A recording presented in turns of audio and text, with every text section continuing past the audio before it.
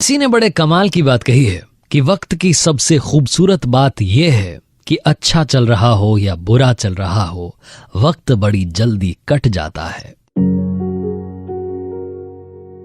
Hi guys, मेरा नाम है आरजे कार्तिक। आज सुनाता हूं आपको वक्त पर एक छोटी सी कहानी। ये कहानी है एक राजा की, एक ऐसा राजा जिसने हर युद्ध में जीत हासिल की थी।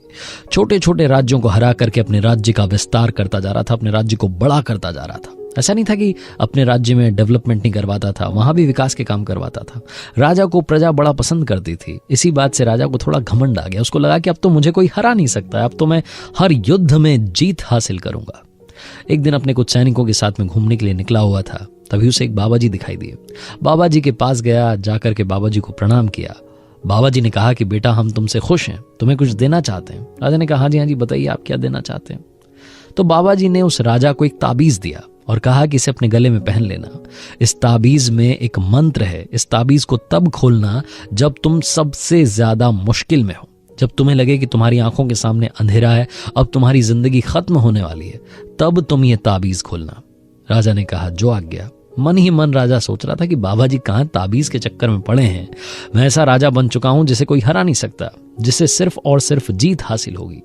आस पड़ोस के जितने राज्य के राजा थे वो मन ही मन सोच रहे थे कि यार क्या किया जाए, कैसे इस पर अटैक किया जाए, कैसे इसको हराया जाए।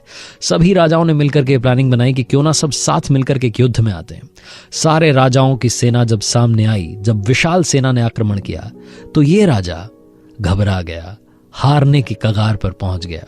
युद्ध भूमि से डरता हुआ भागता हुआ जंगल में निकल गया। रास्ता भटक चुका था, इसे लगा था कि अब सब कुछ खत्म हो गया है। यह राजा वहां छुपने के लिए जगह ढूंढने लगा। तभी इसे वहां पर एक गुफा दिखाई दी। गुफा में जाकर के बैठ गया, छिप गया और इंतजार करने लगा कि कुछ अच्छा हो जाए। इसकी सांसें ऊपर नीचे हो रही थी, दिल धक धक कर रहा था। जैसे लग रहा था कि इसका अंतिम समय आने वाला है। ये घबराया हुआ था कि अचानक से इसे घोड़े के टापों की आवाज सुनाई देने लगी। इसे लगा कि दुश्मन देश के सैनिक, उनके घोड़े अब इसकी गुफा की तरफ आ रहे हैं। अचानक से इसे लगा कि जैसे सब कुछ खत्म हो गया है। अचानक से इसने महसूस किया कि इसकी आंखों के सामने अंधेरा है, इसकी मृत्यु होने वाली है। इसको सैनिक पकड़ करके ले जाएंगे, फांसी दे देंगे। इसका राजपाट तो छिन ही गया है, अब जिंदगी भी चली जाएगी। ये राजा निराशा की तरफ जाता जा रहा था। तभी से अचानक याद आया कि उन बाबा जी ने एक ताबीज दिया था जो गले में पहना हुआ था। फटाफट से इसने ताबीज निकाला, उसे खोला और उस मंत्र को पढ़ने लगा जो मंत्र बाबा जी ने कहा था कि इस ताबीज में लिखा हुआ है। उसने ताबीज खोला तो अंदर एक कागज की चिट्ठी थी।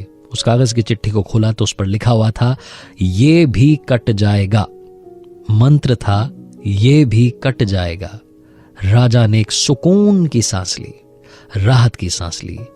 एक बार फिर से ऊपर वाले का धन्यवाद किया कि भगवान आपका धन्यवाद, आपने मुझे जिंदा तो रखा। हे ऊपर वाले, आपका शुक्रिया।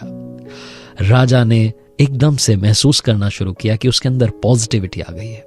उसे वो जो घोड़े के टापों की आवाज सुनाई दे रही थी वो भी अब दूर जाने लगी। थोड़ी देर बाद वो घोड़े के टापों की आवाज सुनाई देना बंद हो गई। राजा धीरे से उस गुफा से बाहर निकला, जंगल में कुछ दिन रहा, वहां फिर से अपनी सेना बनाई, फिर से उस राज्य पर आक्रमण किया जो उसका खुद का था, जिसे किसी ने हथिया लिया था, और उस राज्य पर फिर से अपना झंडा कायम किया। छोटी सी कहानी बहुत बड़ी बात सिखाती है। जिंदगी में घबराइएगा मत, क्योंकि अच्छा चल रहा हो या बुरा चल रहा हो, ये भी कट जाएगा। बड़े से बड़े संकट टल जाएंगे। अगर आप चैंपियन हैं, चैंपियन की तरह सोचते हैं, तो आप चैंपियन ही बने रहेंगे।